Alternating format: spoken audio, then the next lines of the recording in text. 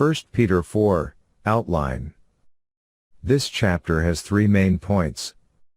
First, Christ's example to be followed. Second, serving for God's glory. And third, suffering for God's glory. 1 Peter chapter 4.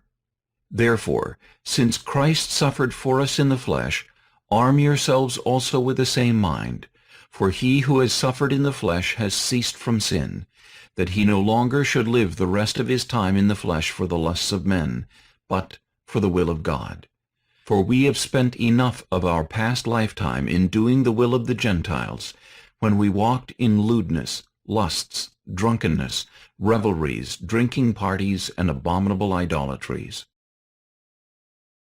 In regard to these, they think it strange that you do not run with them in the same flood of dissipation, speaking evil of you. They will give an account to him who is ready to judge the living and the dead. For this reason the gospel was preached also to those who are dead, that they might be judged according to men in the flesh, but live according to God in the Spirit. But the end of all things is at hand. Therefore be serious and watchful in your prayers. And above all things have fervent love for one another, for love will cover a multitude of sins. Be hospitable to one another without grumbling. As each one has received a gift, minister it to one another as good stewards of the manifold grace of God. If anyone speaks, let him speak as the oracles of God.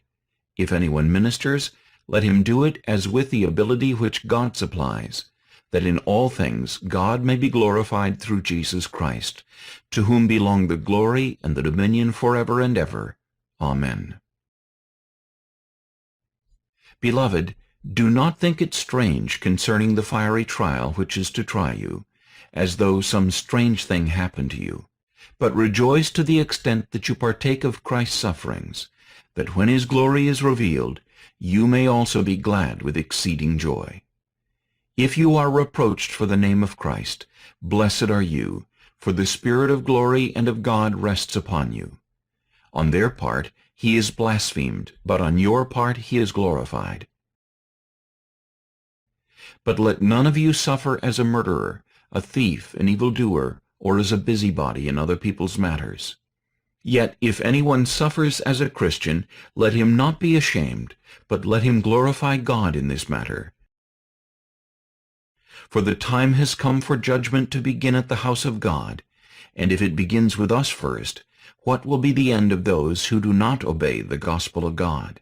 Now, if the righteous one is scarcely saved, where will the ungodly and the sinner appear?